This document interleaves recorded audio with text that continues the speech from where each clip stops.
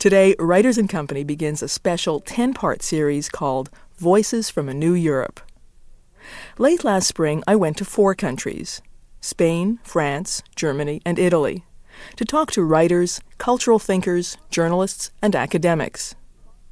I found a Europe more prosperous than ever, with an enviable sense of savoir-vivre and sophistication.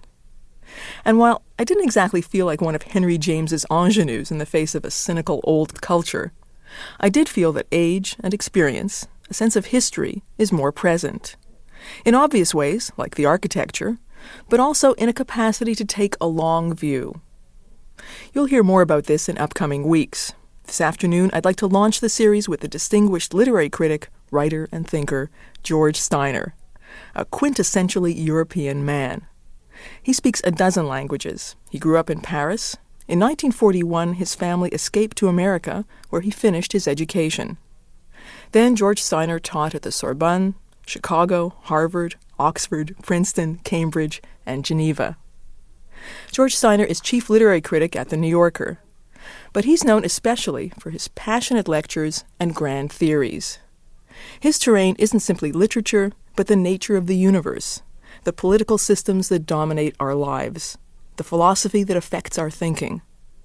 When Steiner spoke at the University of Toronto in the mid-1980s, a provocative and profoundly dark sermon, Northrop Frye called the lecture an historic event in its own right. When I came back from Europe, a writer friend asked me, "How does it feel to be in conversation with the world's most intelligent being?" Well, you listen a lot. Here now, from Paris, it's my pleasure to give you George Steiner. Almost 20 years ago, in the Massey Lectures on CBC Radio, you told Canadian audiences that you used a wonderful and an eloquent phrase. You talked about the nostalgia for the absolute. And now you've written a novella which, in a way, echoes this nostalgia. Could we begin by your reintroducing us to what you mean by that phrase, the nostalgia for the absolute? I meant that a great many human beings, men and women, in every walk of life, in every culture, were filled with a sense of emptiness. The collapse of traditional religion, the collapse of most traditional philosophies, perhaps even more disturbing due to psychoanalysis, due to our new sense of the black holes in the universe, the collapse of the old reassurances of who we were, where we were, what it was all about. And my hunch was that in that thirst, in that nostalgia, in that hunger for something to hold onto, to grab onto, human beings would begin turning towards some rather alarming solutions. They want answers. That's what I meant at that time. And now, of course, with the collapse of a certain kind of Marxism and communism, I do underline a certain kind, with that collapse, the vacuum seems even more turbulent and alarming. Where do you date this emptiness from? I think the world stops as we know it in August 1914. I'm old enough to have known human beings who lived before August 1914, and as a child already, I remember being overwhelmed by their saying, "You'll never know what the summers were like," by which they meant the peace, the stability, the notion that, of course, there were great problems, but they would be solved. Human beings would sit around tables and hammer out their hatreds and difficulties. Or, even if there were great industrial revolutions, economic inequalities, generally the escalator was going upward for more and more human beings. And once, in 1915, we can almost date it to the week, once casualty lists of 30,000 a day begin appearing on the walls of Europe. 30,000 men, young men, killed, gassed, blown to smithereens every day, their bodies never recapturable. Something goes out of our whole world, a possibility of thinking that we are on a gradual ascent towards human reason, human forgiveness, and, to put it quite simply, those long, quiet summers which our politics has never known again. It's a really evocative image. I mean, I think what I would feel would be a nostalgia for the 19th century summer day. I mean, you describe it's. But that summer day had behind it certain stabilities of religious, social, philosophic belief. Human beings, even if they didn't have very much of a notion of God except as a gentleman with a long beard, and even the more sophisticated ones, on the whole felt that life had a meaning, had a purpose, that they knew a bit about their own insides, and now this is, I think, crucial, that they knew that other human beings, suppose they were angry, bitter, in a quarrel, were working within certain limits. There were certain things that could not possibly happen. Nobody would put 6 million people in gas ovens, and nobody would carpet bomb great ancient cities out of existence. No one would store, as we now do, vast amounts of food to keep up the market price, while not very far away, millions, particularly children, are dropping dead of hunger. These things would have seemed the Gothic horror movie fantastications of a few deranged minds. What happened? I mean, you point to a particular week, a particular event, the Great War, the First World War. You talk about 1915. You talk about the degree of slaughter just escalating. But what happened? I mean, what punctured humanity's moral fiber? Or what destroyed this? You ask a tremendously difficult question. We still don't understand it. My wife is a professor of diplomatic history at Cambridge who writes books on the origin of that world war. It's as controversial today. What went wrong? It could have been one of endless local little dynastic wars, after which silly emperors with long mustaches would sit down and shake hands. It could have been something like some of the colonial wars, which were bad, but strictly professional. We still don't understand totality, how the thing got completely out of hand. We still cannot conceive of the break in the basic rules of the game which made it possible at Verdun, in one battle, for 500,000 bodies to lie unburied. Something which hadn't even been known in the Dark Ages, something which no history book had. Now, one of my guesses is, only one, that there had been about 100 years after Waterloo of boredom. I've tried to write about this in a book called In Bluebeard's Castle. Men in particular, not women, were far more sophisticated. It may be that there is in men, but we don't know. I'm just guessing. An enormous weight of boredom if they don't ever so often start slaughtering each other. When you see a great football mob pouring down a street, when you see the hatred which sport really inspires, when you see the loathing of violence in the street boy, in the unemployed, in the hopeless, put them in uniform, and the hooligan of today is your commando hero of tomorrow, the same young man. Give him an enemy, and he will show virtues of discipline, courage, leadership, and sacrifice, which have been sleeping inside him. It may be. That's one possible guess. Biology does suggest that there are animal species which need to explode from time to time, which need to attack. That's just a very pessimistic guess. Others would say, and that's a great Marxist analysis, that the production line, mass production, 20,000 Ford cars a week or whatever it was, the famous breakthrough to the anonymity of the industrial process, oh God help us, translated into human lives. That what happened in those desperate massacre battles was a funny kind of transposition, a translation into human bodies of piecework, assembly line factory work, the anonymous turning out of enormous numbers of products, one like the other. This very grim picture that you're giving me right now is in response to my question of when you date the beginning of this of the emptiness of the nostalgia for the absolute. So what you're saying is that at the time of this, the first sign of this huge destructiveness or potential for destruction was the same time when absolutes disappeared, when a kind of belief or confidence or something let's be careful. Which causes which? We don't know. The argument is dangerous if it becomes circular. For example, there were in the Middle Ages some pretty dreadful moments, but something was called the peace of God. You stopped on Saturday and Sunday. There are no battles on Saturdays and Sundays. Why? Because the great authority of the church saying, if you don't have the peace of God, we'll excommunicate you.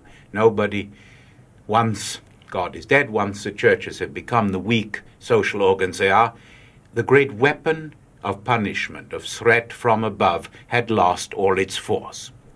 Secondly, Freud had come along, and of course I'm oversimplifying. Freud had said very roughly something like this: the unconscious is turbulent, bestial, cruel, dangerous. Civilization is a thin crust on the volcano. It can crack. He had foreseen it in many ways. And suddenly man no longer felt inside himself the old confident moral sanctions, saying, thou shalt and thou shalt not, and if you have bad dreams, well, you forget about them. You bottle them up. The great bottling up in the 19th century. Now, I happen to detest psychoanalysis. I regard it as the Jewish version of Christian Science. That's my own particular problem. But once Freud says the wish to violently have sex with your mother and murder your father, the wish of the primal horde to kill the father figure, civilization, in his great study on civilization and its discontents, civilization is a kind of aspirin that doesn't work very many hours. Then your tooth starts aching very badly again. Once this great statement has been made, a tremendous sheet anchor had been taken away from human conduct. So, revolution of the psyche, revolution of religious values, no single admissible moral code anymore. The old barriers had been smashed down, and we were now in the great bull ring. This idea, this perception of the world in this way, the themes that you raise in the Massey lectures, this nostalgia for the absolute, when did these concerns first emerge for you in your own life and reading? Oh, immensely early. We're speaking in Paris, where I was born and brought up. And my father, who was a man of somber wisdom, taught me from earliest childhood that we had to have our bags packed. Would never let that message not dominate my very young life. Beautiful home, very privileged, everything you could wish for, and always saying, this is totally temporary, Hitler is coming, we have our bags packed. You're going to learn a lot of languages so that when we start moving, you can study and earn a living. From the beginning, he was the great teacher of uncertainty, and I owe him everything. And if tomorrow I have to go to Indochina or to Jakarta to earn my living, I shall neither say to God, how could you do this to me? I shall try and learn Indonesian, which would do me a world of good. I've gotten lazy about languages, and God helping me, I think I could manage to earn my living. And what a tremendous adventure it would be. The notion that we should have roots fills me with absolute irony and even derision. Trees have roots, and that's why lightning cuts them down. I have legs, and that's why I can move and survive. What did your father do? My father had first written some very important books in economic history, and then had become an international banker and businessman, very largely so that his son could become a scholar. This is the great Jewish tradition. A generation earns the means for its children not to have to become businessmen. That's the dream. It doesn't always work, but it's a deep underlying structure. But it's interesting, your response, because I could also imagine someone growing up in an environment where there was this feeling of impermanence and keep the bags packed because we've got to move or we might have to move, might respond in the complete opposite direction. Rather than have skepticism and derision towards roots, might say, as soon as I get a chance, I'm going to put roots down somewhere and would want... Simply impossible. Around the corner from this studio where we are together this morning is the lovely house in which we lived. Once we were able to escape by miracle in 1940. I've never again invested any love or trust in a place. In time, yes, that's something quite different. The Jewish passport is not a passport of place. I collect passports, by the way, as others do stamps, simply because God knows when they might come in handy. One never knows. And a Jewish passport is a passport in time, in history, in his identity or her identity as a human being in a tradition of study and survival. I much prefer time to space. Did you love that house, the house around the corner from Very here? deeply. And for a child to leave a house like that and to leave his fox terrier, oh God, etc. Human beings are sentimental. I'm as sentimental as the next person, but I don't think I've ever again feared the notion that whatever I'd built up could collapse overnight. Not very long ago, colleagues of mine were teaching in Sarajevo, in Dubrovnik, and had the most beautiful of homes, were envied for the climate, for the beauty of the setting, for the chance they seemed to have to enter a new Europe. A week later, they were running for their lives, and there may never be anything for them to come back to. My own theory is possibly a very nasty one. No, nasty is the wrong word. A very sad one. I've got the following theory now, and that certainly has evolved since the Massey lectures, that God has decided to make Jews of everybody. By that I mean something very simple. He's going to teach everybody else what it's like to have to wander, what it's like not to have safety and protection. The latest estimate I saw in the newspapers here, God knows it may be right, wrong, it looks roughly right, is that within the next few years, 3 to 5 million human beings in Eastern Europe will try to stream westward, because there'll be nothing left for them. The number from Africa cannot even be calculated. The number pouring into Bangladesh from neighboring Pakistan and India. The movements in Latin America, the movements of despair. It does look to me as if a lot of human beings are going to learn what it is like to be Jewish.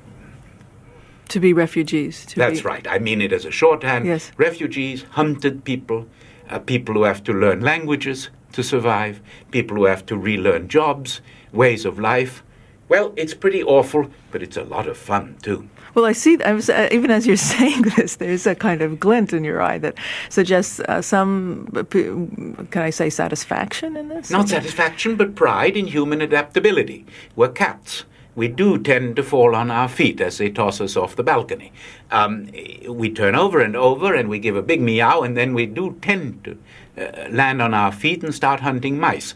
Otherwise, humanity might as well pack in. After Hiroshima, Nagasaki, more horrible still, after Pol Pot burying 100,000 people alive in the killing fields. After all, there would have been a lemming-like case after Auschwitz for humanity to say enough. Stop the World was the name of a very good show. Let me get off. Stop the world, let me go. The world doesn't stop. The train is moving too fast. We can't get off. And humanity is going to have to learn to jump and roll. So there's a kind of grim optimism here, in a sense. Extreme. Yeah. If anybody has said to you the morning after the concentration camps were discovered, or the mass murder of Jews in Stalinist Russia, that there would be, within a year, the foundation of the State of Israel, with a completely new and unpredictable chance of survival and even of greatness, one would have said, you're crazy. I mean, ghosts can't do that, not out of a vast sea of blood. Well, they can. They can. And it's not pleasant, it's not easy, but it's very, very exciting. When I was asking you when your first sense of this nostalgia for the absolute emerged, you said it was very, very, very young, and you started talking about your father. But in terms of your sort of intellectual apprehension of the date, of the history of it? That came certainly later. I was very lucky. I had great masters. First, in the French Lycée, the boys' school and girls' school in New York, there were very, very great world figures who had fled also in 1940 and other nations, and who, in order to earn their living, also taught silly little boys and girls until they got their university chairs. Great philosophers like Maritain Gilson. Before the name Claude Lévi-Strauss became a world name, I heard him as a teacher, and so on. So first of all, I was very lucky in getting the smell of what a real mind is. It's got a smell. A real mind, it cannot be faked. You pick it up the moment you are near it. A sense of someone who lives ideas, who lives intellectual and artistic and moral and scientific passions. Then at the University of Chicago, I was under a great absolutist called Robert Hutchins, one of the major figures in the history of educational reform, who had made that, I think, at the time, the top university in the West. And there I came in contact with philosophers, with scholars, who also were living this obsessive sense of trying to teach values, of trying to argue and teach values. And it seemed clear to me that whereas if you sold stocks and bonds or looked for oil or sold toilet seats, this could bring you many millions, and it seemed to me that that was utterly unacceptable in a brief human lifetime. That the animals that we are have developed these very, very strange powers, pure mathematics, philosophy, music, the great sciences, spinning out of ourselves the web of other worlds, and I was just desperate, even in a tiny, tiny way, edge of the web, to get in on it. And I'm terribly lucky. There was never any doubt in me about a vocation. And I would like to underline the word vocation. I detest the word tenure. Tenure you can have on the stock market. Vocation is a calling, the sense of the infinite privilege of being called to make some tiny, tiny contribution in the bitterly difficult process of getting the mind to creep forward a little. Literary critic George Steiner, my guest this afternoon on Writers and Company on CBC Stereo. This is the first of 10 programs, a special series on Western European writers called Voices from a New Europe. I'm Eleanor Wachtel, and now back to my conversation with George Steiner. I would like to talk about your new novella, Proofs. And it's about trying to come to terms with great dreams and the terrible consequences of those dreams. Your main character is a proofreader in Italy and a former communist who has to come to terms with the failure of his great dream, which was a belief in communism. How is it possible that so many others like him could hold on to those dreams, even when the evidence started to become, at least from our perspective, clear that there were as many as 25 million dead just from Stalin alone? I've asked myself how it was possible for any Christian to stick with it a week after the alleged resurrection, when absolutely nothing changed or happened, when absolutely no Messiah in glory walked around. So they then, you remember, postponed it. They said it'll be in the year 100. 100 came, then it was going to be the year 200. It's never stopped. Faith is precisely that which does not even run its head against proof, in a very, very strange way. Faith is the thing that grows even stronger from things that go wrong. A few weeks ago, in front of a batch of overseas journalists who asked Fidel Castro, now come on, no sugar left, no oil, no nothing, one cigar on the whole island and it's his. Won't you finally realize it hasn't worked? And Castro found the tremendous answer. When was Christianity truly strong? In the catacombs. Exactly correct. The greatest hour, perhaps, of the Christian faith was with the lions waiting upstairs and the others in the catacombs downstairs. Let's take that in a deeper sense. First of all, neither President Bush, nor blessed Mr. John Major, nor Mr. Mulrooney, nor Mr. Ho, nor anybody on your scene could even have had the culture to give that answer. First of all, why does a Marxist have that culture? Because Marxism is rooted in a knowledge of history and is rooted in a vision of things mattering more than material circumstance, that somehow we're on this earth in a messianic sense in order to get justice going, in order to get the economy distributively going, and so on. Tell a real believer like that, it's all gone to hell. If he's very intelligent, he doesn't need to deny it. What he then asks is, can you please imagine human beings for whom a McDonald's or Disneyland are the supreme goal of history? He will challenge you. He'll say, if I've got it wrong, what have you got to put in its place? And that's what that little novella is about, and that's when things get much, much trickier.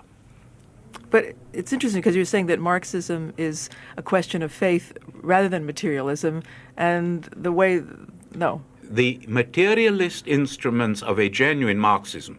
Remember, there are two great heresies of Judaism, Christianity and Marxism, both invented by the Jews, Karl Marx and Jesus. Both are visions of getting it right on this earth first, of having love, justice, pardon, to each according to his wants, etc. This great utopia. Of course, this is a utopia of material liberation for Marxism, which says it's no use dreaming about justice if you're hungry. But the getting your stomach full has always been for Marxism a step towards this crazily, crazily high vision of human justice, which is the vision of the great prophets. And on the last page of a quite amazing little book, it's in paperback, so people can all look it up, Leon Trotsky, called Literature and Revolution, which he wrote in an armored train while running 5 armies during the Soviet Civil War. The last page, I think I know the sentence by heart. If I'm slightly misquoting it, forgive me, but it won't be much of a misquote.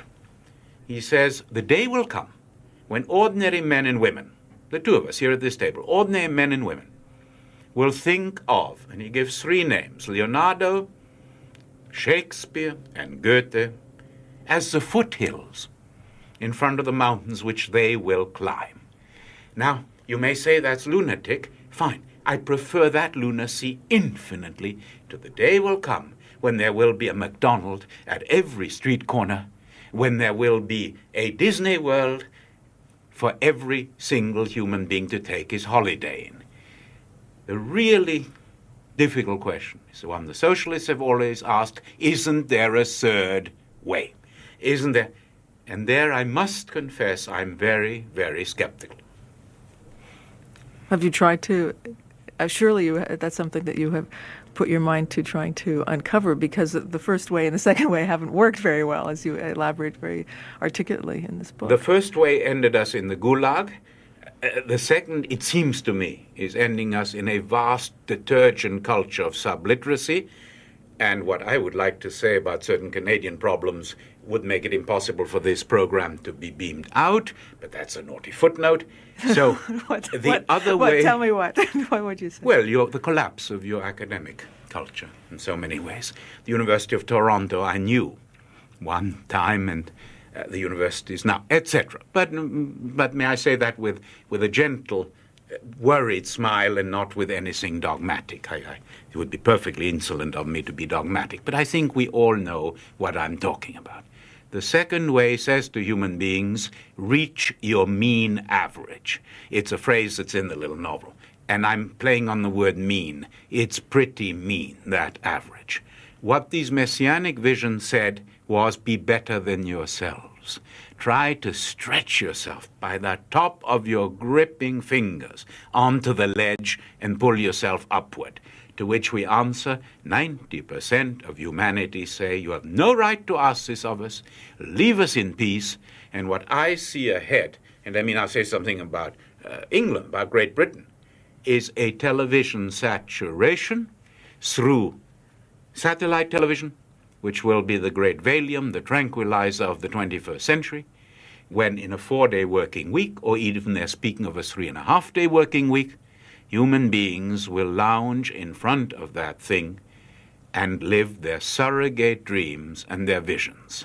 I have been to American and Canadian hotels not very long ago, a few months ago, where you come in the evening, very nice hotels, and you pay $2 into the set for soft porn and $5.75 for hard porn.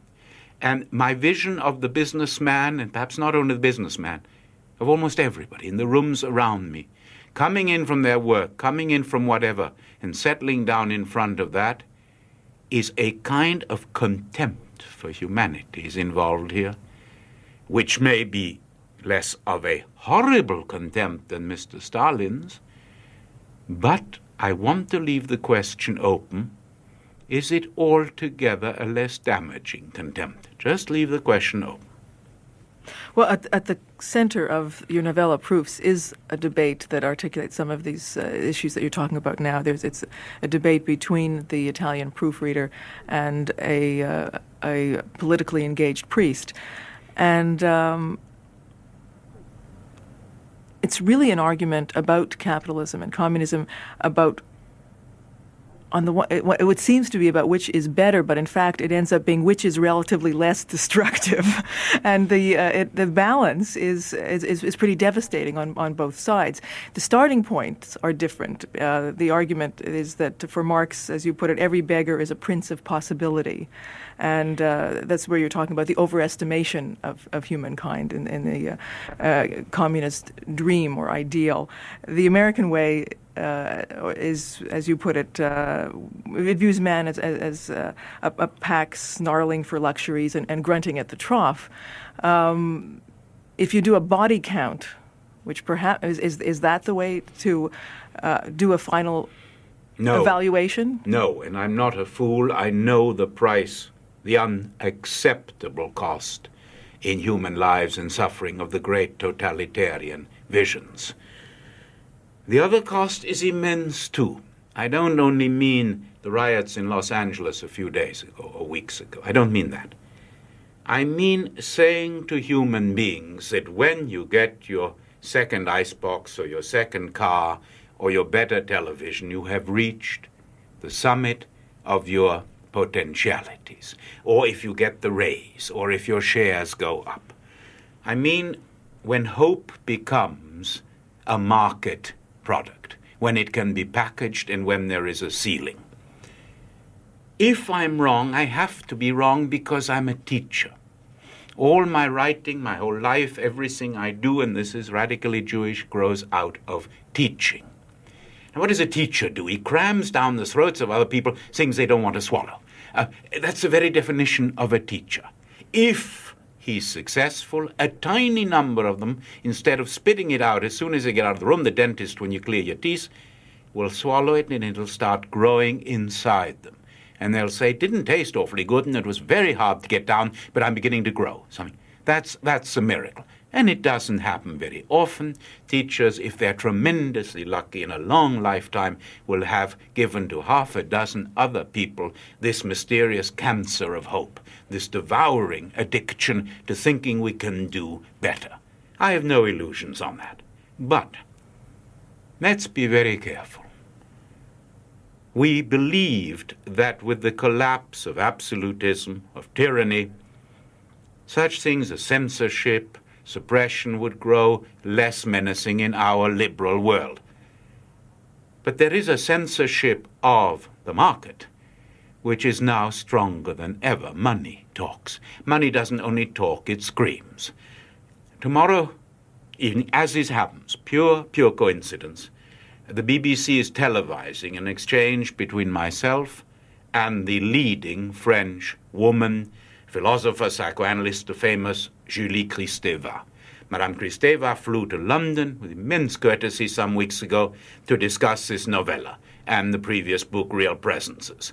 And I hope I'm not being a Vantis idiot. It went terribly well. It was an intense, engaged, beautiful discussion where I learned a great deal from her objections. Fine.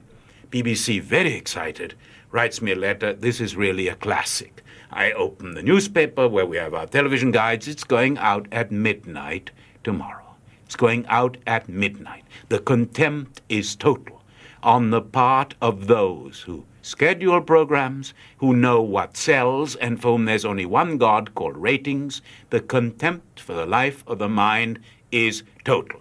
Now, Mr. Stalin, who hated the life of the mind because he feared it so, and because for him one poem by Pasternak or Mandelstam was a mortal threat. Oh boy, did he know what a poem can do in human lives. He would possibly have barred the program, let's say, altogether and shot the two of us, which is quite a compliment to the importance of little intellectuals. We're, after all, very vain creatures, and to be shot is, after all, to receive considerable attention. One thing that would not have happened is to say, if we put the thing at midnight, there'll be so few to be interested that it's contemptibly negligible. It's a tiny example. I could multiply it 100-fold in the world of the Murdochs, the Maxwells, and of the satellite 24-hour-day television, which will bring softcore, sport, Eurovision contest, and general junk. Given these two alternatives, the getting shot or being destroyed by being ignored, or not destroyed, but just the contempt of that, the humiliation of that, then that's why I say that surely you must be trying to explore or find some other. So far it doesn't look good. It looks as if there was a great generation in England when I was just doing my studies, men whose names are almost forgotten, the great Fabians, people like R.H. Tawney, people who were Beveridge, who founded the insurance and who helped bring about the school system which Mrs. Thatcher very effectively destroyed, very powerfully destroyed, and very knowingly. There was a wonderful group of people who said there is a third way. We neither shove people in camps, nor do we let McDonald's take every cathedral street corner. We have a program, a great education program, an open university where we have good hours kept on television. We don't let anybody grab those hours, etc. The dream of a middle way, the ancient, the great Jeffersonian dream, slowly, slowly we will bring people to want something better out of their own free joy and desire. It turns out you can only do that with enormous capital. I'm not an economist, but this has been very much explained to me, that in order for capital not to be immensely important, you've got to have a tremendous lot of it around. There's a cruel paradox in that. You have to be able to carry for a long time the non-profitable. And this has not proved to be possible even in the wealth of the West and in a world whose armaments industries are its main money spinner. You're listening to literary critic George Steiner in Paris. This is the first in a new series on Writers and Company about writers in Western Europe. It's called Voices from a New Europe. I'm Eleanor Wachtel, and now back to my conversation. George Steiner, you've devoted your life to the interpretation and criticism of great works of art, as well as observations on our society, and to the great tradition of Western art. But you've also, much to, I think, everybody's dismay, have recognized that art does not make us better people. It doesn't make us behave better. It doesn't make us kinder or more moral. You yourself have talked about how a Nazi could appreciate great music, great poetry, could listen to Schubert, read Goethe, and then go on shift at Auschwitz. Is this an unresolvable situation for you? One would have to be a far, far greater mind and presence than I am to come even anywhere near resolving it. I have a very simple-minded vision. Let me start by what started me on all this. It seemed to me one day, it almost hit me as a physical shock.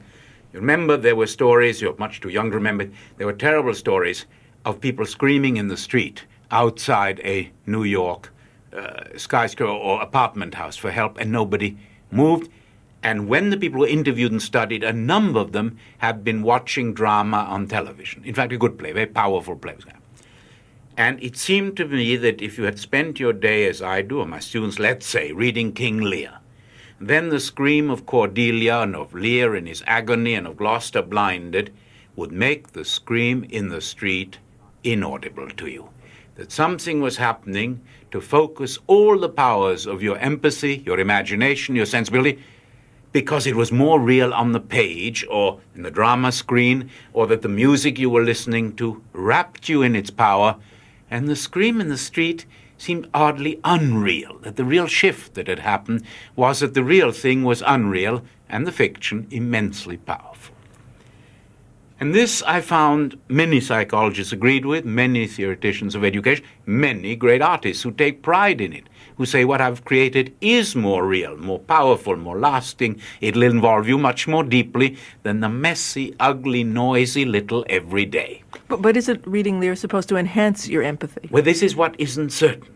So I dream, could there be a way of teaching Lear which would make the scream, if it interrupts your reading, so compelling that you rush out and do something about it. I think it could be. I think we would have to have a revolution in our way of teaching and reading. It certainly will not come from the universities. The universities today are Mandarin refuges very largely for the aged, the mediocre, and the disappointed. It won't come there. It won't come out of our great libraries. It won't come, God help us, out of our glass and marble research institutes, these fraudulent monsters, etc. Somewhere, I dream of sitting around a table, possibly in the open street, and saying to people, would you like to sit down and read with me? Just to relearn to read in a way that makes us more alert to what is going on around us. It makes it impossible for us to accept certain inhumanities. I would like us to make of great art and literature a feed in, not a feedback, a feed in to the most concrete of life. It looks as if this is immensely difficult to do, possibly can't be institutionalized, and on the contrary, in my childhood and during the war in New York, maybe you still have this, there were afternoon movies. In fact, they were called triple features, which brings many smiles back. And when you left them, the world looked totally unreal. It's a funny effect. You come out of the dark movie house, nothing's real around you. Most people get over this in 20 seconds, 30 seconds, a minute. With others, it lasts longer. You walk home in a kind of fog of fiction. This is my fear about humanistic education, and I don't have a good answer about what to do about it.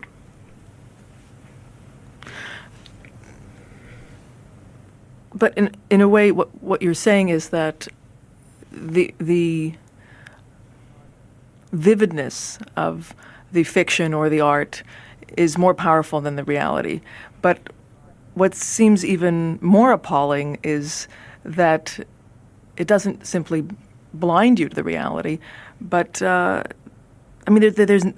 nothing good comes out of it in the sense of the image of the Nazi reading Schubert, of reading Goethe and listening to Schubert and going back. I mean that there's if anything. I hope certain good things come out of it.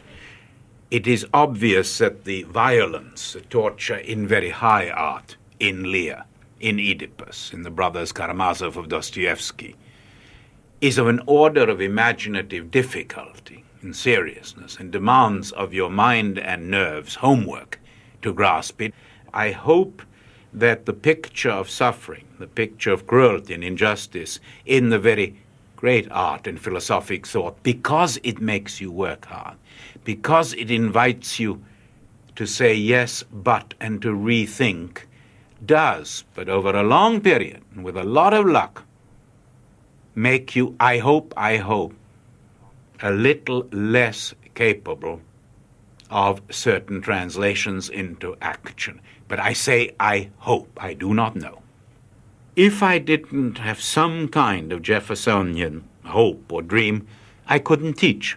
I couldn't do my job, I couldn't write or publish. But that doesn't mean for a moment that it will be justified. In late 1989, you wrote a couple of pieces that appeared in newspapers and in Granta magazine,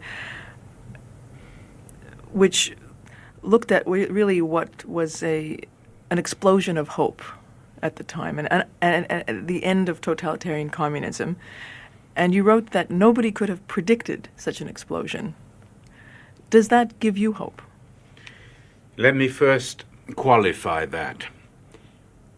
It was not wholly unpredictable, and the reasons are very fascinating and touch on everything we've said in our conversation.